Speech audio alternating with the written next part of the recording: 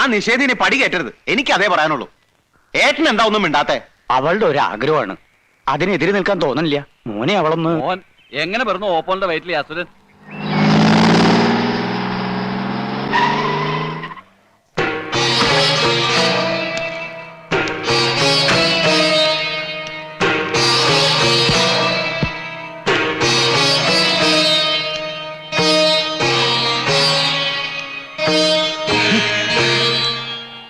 അപ്പുറത്തെ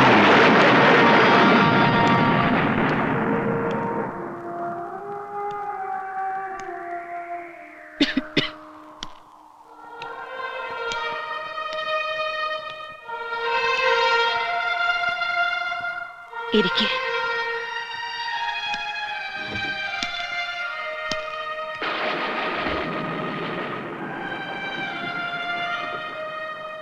ബുദ്ധിമുട്ടായോ വിളിപ്പിച്ചത്? എന്താ അമ്മ ഇങ്ങനെ? അല്ല, ഒരുപാട് തിരക്കുള്ള ആളല്ലേ. സോമനസാലെ നീ വരില്ലെന്നറിയായിരുന്നു.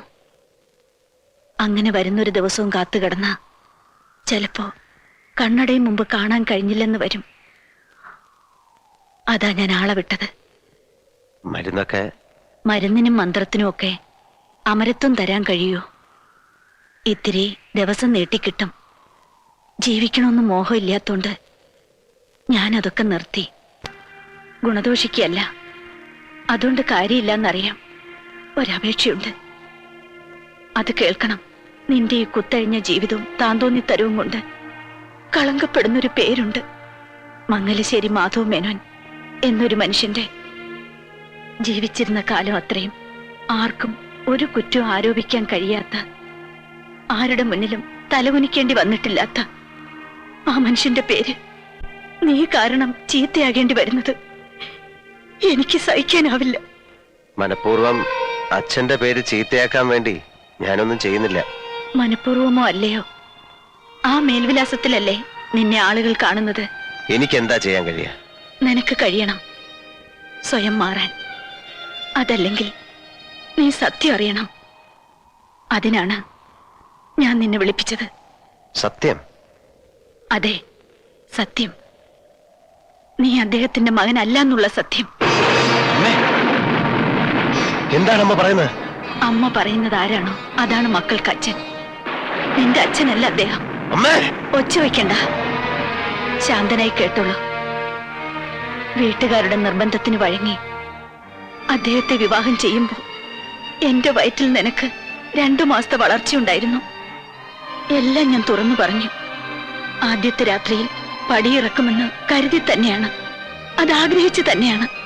പക്ഷേ എല്ലാം ആ നിമിഷം തൊട്ട് മറന്നേക്കാൻ അദ്ദേഹം പറഞ്ഞു.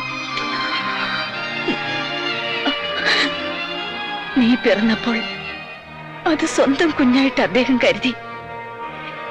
എന്നെയും അങ്ങനെ വിശ്വസിപ്പിക്കാൻ ശ്രമിച്ചു. കൂടെ കഴിഞ്ഞ 26 വർഷവും അദ്ദേഹത്തിന്റെ ശ്രമം അതിനുവേണ്ടി തന്നെയായിരുന്നു. നീലകണ്ഠ, ദാനം കിട്ടിയതിനെ പാരമ്പര്യമായി കണ്ട് അനുഭവിക്കരുത്, അതിൽ അഹങ്കരിക്കരുത്. നിന്റെ പാരമ്പര്യം പിഴച്ചു പെട്ടൊരു അമ്മയുടേതാണ് മോനെ. മോനെ നീല, മോനെ മോൻ.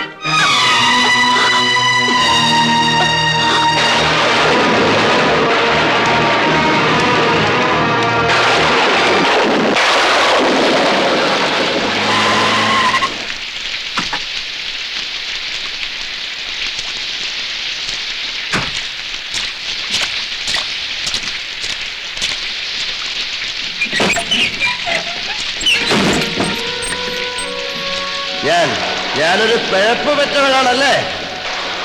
തന്തയില്ലാത്തവൻ. കോവിലകത്തെ തമ്പുരാട്ടിക്കുട്ടിക്ക് വിവാഹത്തിന് മുമ്പ് പറ്റിയ നാണം കെട്ട തെറ്റ് ഭ്രൂണഹത്യ തീർക്കാമായിരുന്നില്ലേ?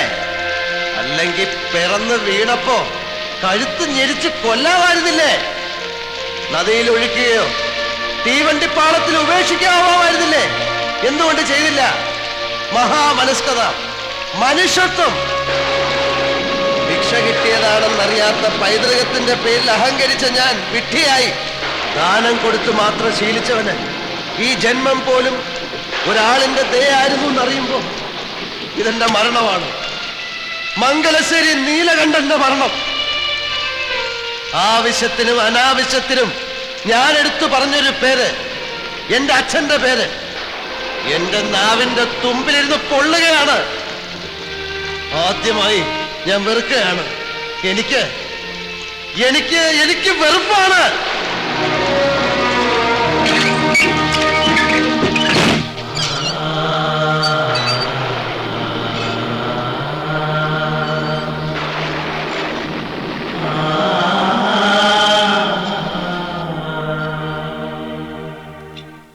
ഇതെന്താ പറ്റിയേ? എന്തെങ്കിലും ഒന്ന് പറഞ്ഞില്ല. എന്നെ ഒന്ന് വഴക്ക് പറയെങ്കിലും ചെയ്യ്. വരേ ആരാത്?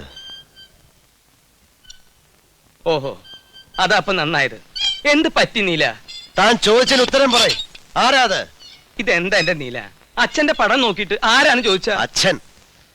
അമ്മ മക്കളോട് ആരെ ചൂണ്ടി അച്ഛനെന്ന് പറയുന്നോ അവരാണ് മക്കൾക്ക് അച്ഛൻ.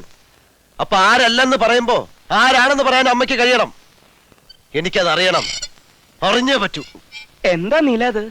എന്താ പറയണേന്ന് ഓർമ്മയുണ്ടോ? അതെ വരരെ, ഞാൻ പിഴച്ചു പറ്റാണ്. പുറം ലോകത്തിന്റെ മുന്നിൽ എന്റെ അമ്മയുടെ മാനം കാത്ത വലിയ മനുഷ്യനെ കണ്ടില്ലേ? പോവാ, പറഞ്ഞു നിർത്തിയിടത്ത് നിന്ന് ബാക്കി കൂടി കേൾക്കണം. അമ്മയുടെ വായിൽ നിന്നറിയണം ആരാണ്.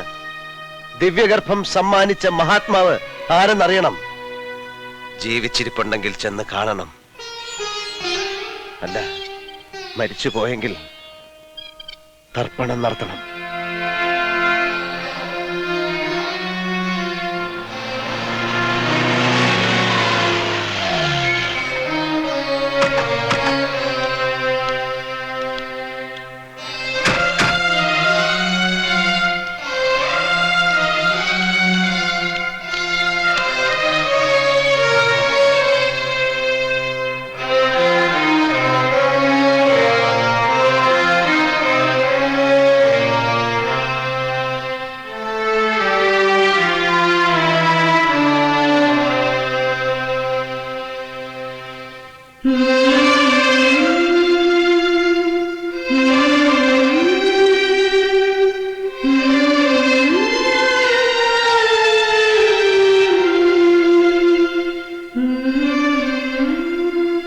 ഒന്നും മുഴുമിപ്പിക്കാതെ പോയി അല്ലേ വലുതേ?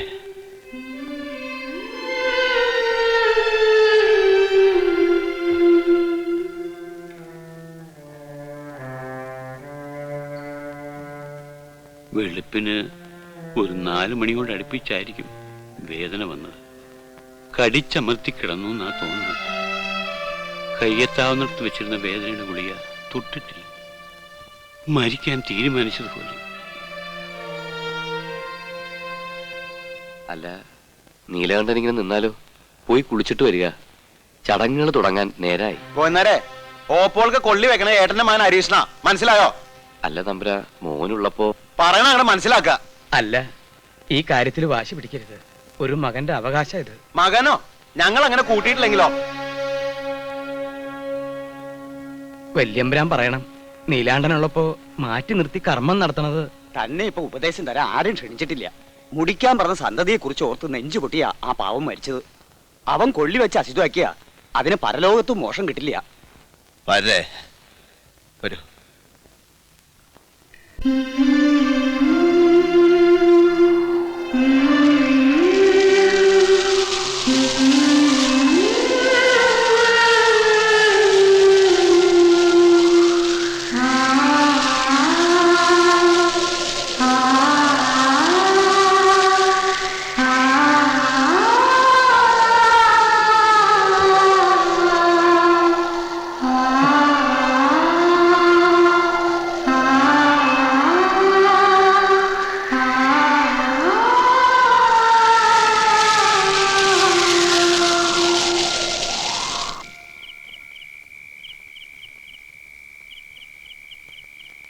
ഉള്ളിലെ തീ അണയുന്നില്ലല്ലോ വാര്യരെ. നീറി നീറി ദഹിക്കുക വയ്യ. പച്ചയ്ക്ക് കത്തുന്ന മനസ്സും ശരീരവുമായി വയ്യ. എന്തു പറഞ്ഞാലും ആശ്വാസം കിട്ടില്ല മനസ്സിന്. സഹിക്കുക, മറക്കാൻ ശ്രമിക്കുക. ഇല്ല വാര്യരെ, സത്യം അറിഞ്ഞാൽ മാത്രമേ എനിക്ക് സ്വസ്ഥത കിട്ടൂ. അതിനൊരാൾക്ക് മാത്രമേ എന്നെ സഹായിക്കാൻ കഴിയൂ, എഴുത്തച്ഛന്. എനിക്ക് കാണണം, ഇപ്പോ, ഈ രാത്രിയില്. അറിയാനുള്ള അവകാശം കുഞ്ഞിനുണ്ട്. പക്ഷേ എന്റെ ധർമ്മം കൊല്ലങ്ങളായി കോലത്തെ ഉപ്പും ചോറും തിന്നണം. കണ്ടതും കേട്ടതും എല്ലാം ഉള്ളിൽ മൂടി വെക്കുക. എനിക്കറിയാവുന്നതൊക്കെ എന്നോടുകൂടി മണ്ണടിഞ്ഞോട്ടെ. എന്നെ നിർബന്ധിക്കരുത്. പക്ഷേ ഒന്ന് കുഞ്ഞ് മനസ്സിലായിക്കൊള്ളൂ, എല്ലാം കൊണ്ട് യോഗ്യനായ ഒരാളായിരുന്നു. രാജരക്തം തന്നെയാണ് ഈ ദേഹത്തോട് ഒഴുകുന്നത്. കാരണവന്മാരുടെ പിടിവാശിയും മത്സരവും അതുകൊണ്ട് നടക്കാതെ പോയി. ഇനിയിപ്പോ എഴുത്തച്ഛൻ എന്താ പറയേണ്ടത്? അദ്ദേഹം പോയിടത്തേക്ക് കുറെ വൈകി. ഇപ്പൊ അമ്മയും പോയി. പ്രാർത്ഥിക്കുക ആത്മശാന്തിക്ക് വേണ്ടി. ഒരിക്കലും വെറുക്കരുത്. ആഗ്രഹിക്കാണ്ട് കിട്ടിയ കുഞ്ഞായിട്ട് അമ്മ കണ്ടിടണമെന്നുള്ള വിചാരം വേണ്ട. പുണ്യായിട്ട് തന്നെ കരുതിയിട്ടുള്ളൂ.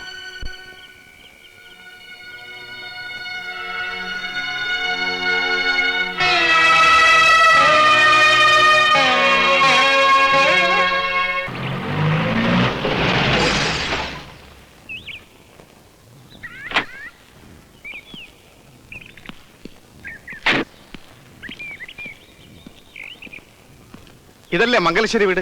അതെ. ആരാ? ഞാൻ മദ്രാസിൽ നിന്ന് വരിക. എന്ത് വേണം? നിങ്ങളൊന്നും വേണ്ട, അപ്പുമാമയൊന്ന് വിളിക്കൂ. വരേ. അയാളാരാ? എനിക്ക് അപ്പുമാമയെ മാമ്പറ്റ അപ്പുക്കുട്ടി നായർ മൂപ്പരയാണുണ്ടത്. ആരാത്? ഒരു പിടിയില്ല. അപ്പു മാഷെ കാണാനെന്ന് തോന്നുന്നു. എവിടെന്നാ? മദ്രാസ്ന്നാ. എന്റെ അമ്മയുടെ അണ്ണാത് അപ്പുമാഷ്. ഓ, മരിച്ചുപോയ കുട്ടിമാളുവിന്റെ മോൻ. പണ്ട് മദ്രാസിലേക്ക് നീ നാട് വിട്ട്. നാട് വിട്ടതല്ല, നാട്ടിൽ നിന്ന് കുറച്ചു കാലം മാറിയുന്നതാ. നീ അങ്ങ് ചീർത്തല്ലോ. ഞാൻ കാണുന്ന കാലത്ത് നീ കോല് പോലെ ഇരുന്നതല്ലേ. ചെല്ല്, ആ പത്തായപ്പുരയിലാ മാഷ് താമസം.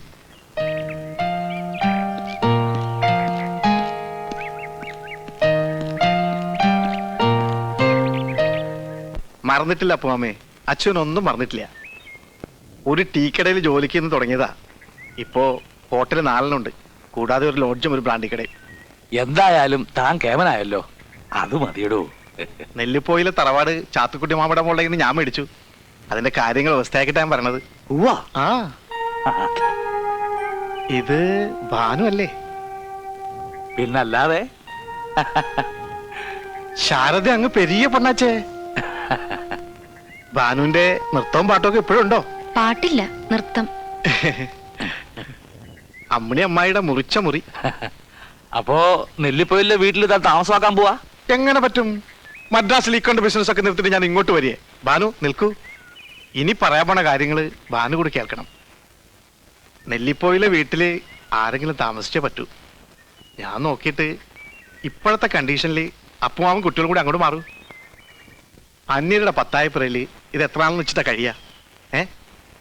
അപ്പുമാമയ്ക്ക് വെറുതെ ഇരിക്കാണ്ട് അവിടുത്തെ കൃഷിയും കാര്യങ്ങളൊക്കെ നോക്കി നടത്താലോ. എന്തേ?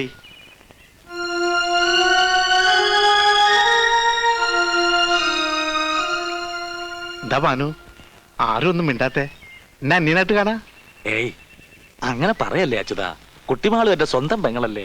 ആ പെങ്ങളുടെ സ്വന്തം മകനല്ലേ വിളിക്കുന്നേ. എന്താ ഭാനു?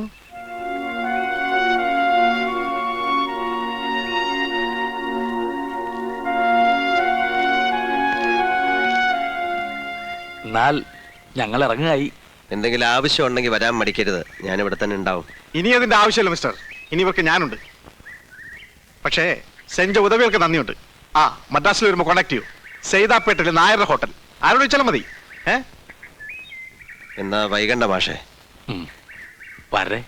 പോയി വരൂ. ചെല്ലു മോളെ.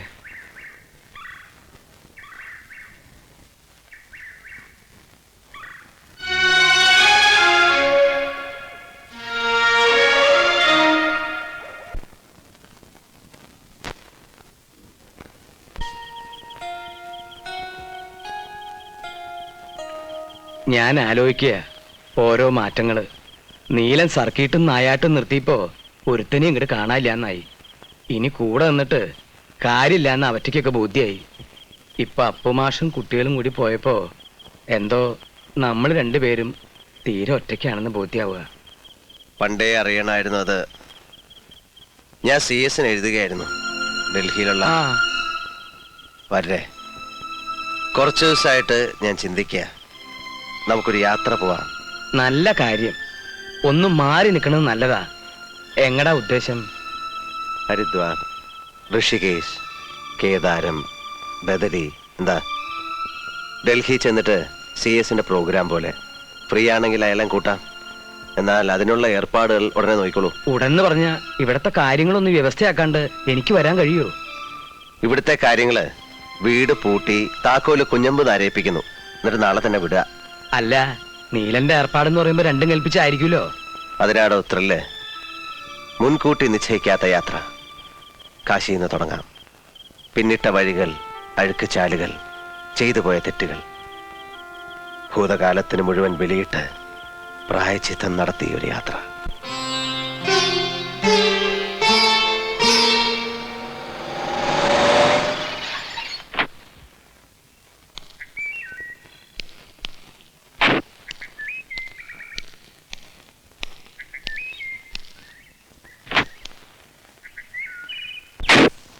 നീലകണ്ഠൻ?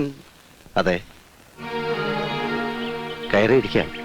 വേണ്ട, ഞാൻ പണിക്കർ, ഡൽഹിയിലാണ്. അടുത്തടുത്ത് വന്നായിരുന്നു. തിരിച്ചു പോകും മുമ്പ് നിങ്ങളെ കാണുന്ന ഒരു അത്യാവശ്യമാണെന്ന് തോന്നി. എനിക്ക് ആളെ മനസ്സിലായില്ല കേട്ടോ.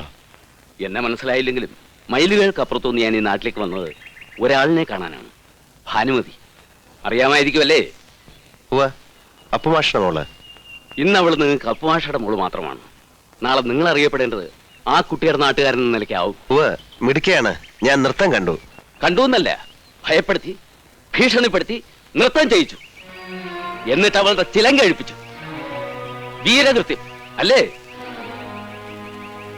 ഹേ മിസ്റ്റർ, നിങ്ങളുമായിട്ടുണ്ടായ ഒരു ഈഗോ പ്രോബ്ലത്തിൽ വരദാനം പോലെ കിട്ടിയ ഒരു സർഗാത്മക സിദ്ധി ഭാനുമതി ഉപേക്ഷിച്ചിരിക്കുക. ഇന്ത്യൻ ക്ലാസിക്കൽ ഡാൻസിന്റെ മുഖഛായ മാറ്റാൻ പോകുന്ന ടാലൻസിന്റെ ഉടമയാണ് ആ കുട്ടി. എല്ലാം തൊലച്ചു. നിങ്ങളെപ്പോലൊരു ഫ്യൂഡൽ തെമ്മാടിയുമായി ഉണ്ടായ ഒരു ഇഷ്യൂവിന്റെ പേരിൽ നിങ്ങൾക്ക് അവളുടെ കാലിൽ വീണ് മാപ്പ് പറയാം. എന്നിട്ടെങ്കിലും നൃത്തത്തിന്റെ ലോകത്തിലേക്ക് അവളെ തിരിച്ചു കൊണ്ടുവരാൻ കഴിഞ്ഞാൽ അതൊരു സൽക്കർമ്മമായിരിക്കും, വലിയ പുണ്യം. ഇത്രയെങ്കിലും നിങ്ങളെ കണ്ട് പറഞ്ഞില്ലെങ്കിൽ തിരിച്ചു പോകുമ്പോൾ എനിക്ക് മനസമാധാനം കിട്ടില്ല. ഞാൻ ഇറങ്ങുന്നു. ഇത് അപേക്ഷയാണ്. ദുരഭിമാനം മാറ്റിവെച്ച് കഴിയാവുന്നത് അവളുടെ ഭാവിക്ക് വേണ്ടി ചെയ്യണം.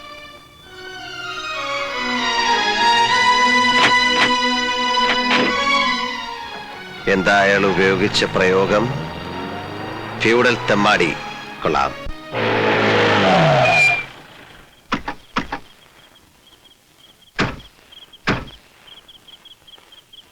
അച്ഛനില്ലേ?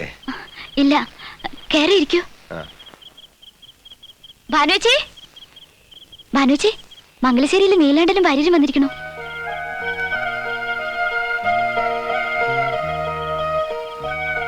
ആ, അച്ഛൻ എപ്പോ വരും കുട്ടി? എത്താറാവുന്നതേ ഉള്ളൂ. കുടിക്കാൻ എന്താ? ചായ വേണം. അത് അനിയത്തിയോട് എടുക്കാൻ പറയാ. എന്നിട്ട് താൻ അവിടെ നിൽക്ക. വന്നത് മാഷിനെ കാണാനല്ല, ഇയാളെ കാണാനാ. ആ മൂപ്പരുണ്ടല്ലോ, ഡൽഹിയിലുള്ള പണിക്കർ. അദ്ദേഹത്തെ കുറിച്ച് വായിച്ചറിഞ്ഞിട്ടുണ്ട്. നമ്മുടെ രവിശങ്കറിന്റെ ഏട്ടൻ ഉദയശങ്കറിന്റെ ബാലെ ട്രൂപ്പിലൊക്കെ വർക്ക് ചെയ്ത ആളല്ലേ? അതെ. ആ, അപ്പോ തെറ്റിയിട്ടില്ലേ? ഒന്ന് ശരിക്ക് സൽക്കരിക്കണം എന്നൊക്കെ ഉണ്ടായിരുന്നു. നമ്മുടെ വീട്ടിലൊക്കെ വന്ന് കയറുക എന്ന് പറഞ്ഞാൽ അതൊരു സംഭവമല്ലേ? പക്ഷെ എന്താ ചെയ്യാ, വന്ന് കയറി മുഖത്തടിച്ച പോലെ എന്നെ കുറെ ശകാരിച്ചിട്ടങ്ങ് പോയി. ഇയാള് വളരെ ബ്രൈറ്റ് ഫ്യൂച്ചറുള്ള ആളാണ്, ഏതോ ഹൈറ്റ്സിലൊക്കെ എത്തേണ്ടതാണെന്നൊക്കെ പറഞ്ഞു. ഞാനൊരുത്തം കാരണം അതെല്ലാം ഉപേക്ഷിച്ചു എന്നറിഞ്ഞതിലുള്ള ദേഷ്യമായിരുന്നു മൂപ്പർക്ക്. എന്നോട് തന്നെ വന്ന് കാണണമെന്നും വേണച്ച കാല് പിടിക്കണം എന്നൊക്കെ പറഞ്ഞിരിക്കുക. പരിഹസിക്കരുന്ന് പറയുവാരമ്മവ. പരിഹസിക്കാനാണെങ്കിൽ ഈ രാത്രി ഞാൻ ഇത്രയും ദൂരം വരുമായിരുന്നോ? കാര്യമായിട്ട് തന്നെ. ആ ചിലങ്ക കെട്ടിക്കൂടെ?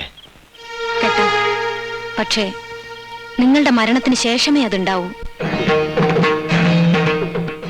എന്നും എവിടെയും തോൽക്കാൻ എനിക്കിത്തിരി പ്രയാസമുണ്ട്. ഈ കാര്യത്തിലെങ്കിലും ആർക്കും നഷ്ടമില്ലാതെ ജയിച്ചോട്ടെ ഞാൻ.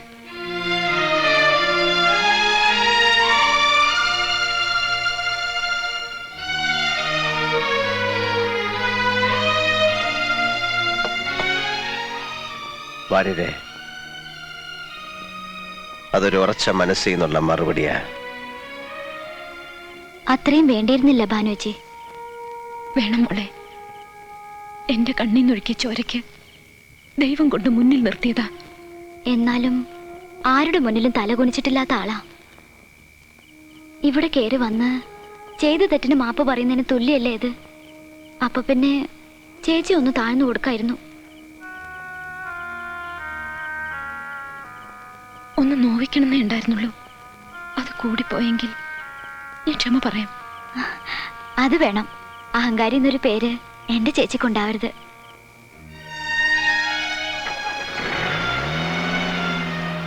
പോയി.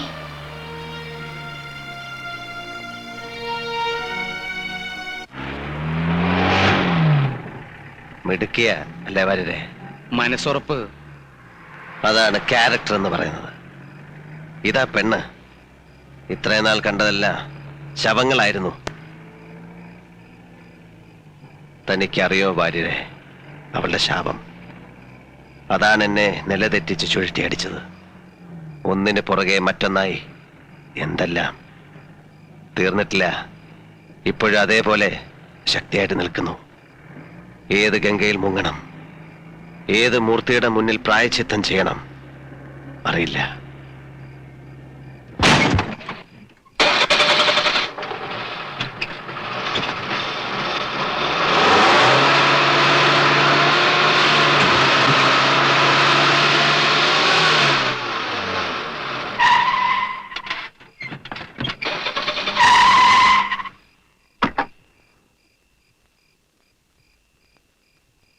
രഥം താണല്ലോടോ, ഒന്നിറങ്ങി കൈവയ്ക്ക്.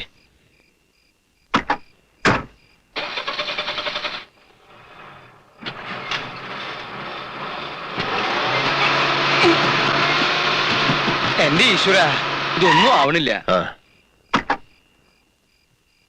ഛെ. ആരാത്? ഞാനാ, മുണ്ടക്കൽ ശേഖരൻ. കുറെ നാളായടാ നിന്നെ ഒന്ന് തനിച്ച് കൈ കിട്ടാൻ ഞാൻ ഉറക്കം ഉളയ്ക്കുന്നത്.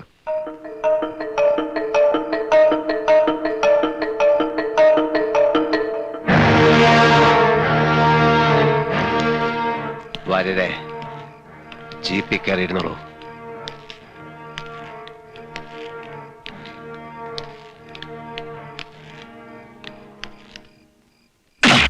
നീല,